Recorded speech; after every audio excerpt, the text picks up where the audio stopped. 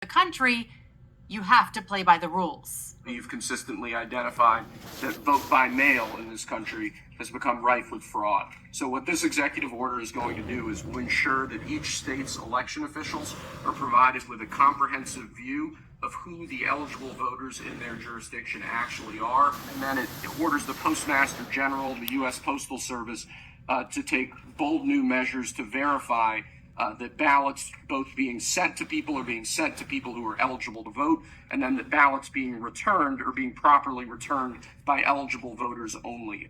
So here's the breakdown on this. This executive order tells states that if you want mail-in ballots, you must share your voter rolls and barcode data so we can verify that the people getting the ballots are, alive, citizens, and eligible. Now, the Democrats are screaming overreach, but we all know the drill. They're acting like this is some radical intrusion, but they're really just trying to protect their favorite election season magic trick.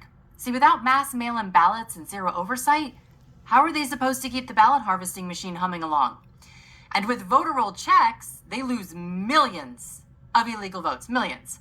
We now know this would be a massive blow to Democrats because Trump just released data proving that at least 25 million illegals registered to vote in the country. In fact, 200,000 just in California alone.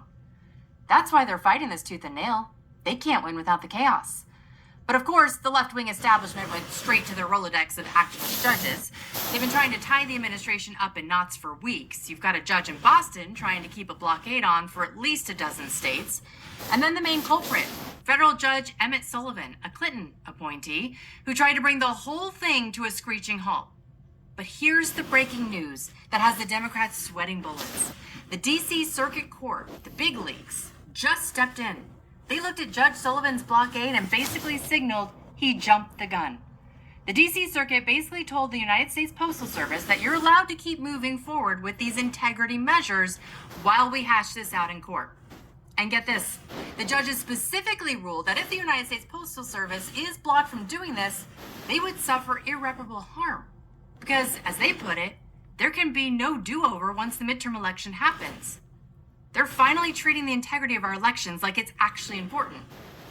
I'm glad somebody is. Now, this ruling is a massive win for election integrity, and it puts states like California in a really tight spot. It's genius, really. Trump's rule is simple. You want the federal government to handle your ballots? Fine. But you have to turn over your voting list first. If you don't, you're on your own. The Postmaster General, David Steiner, isn't playing around.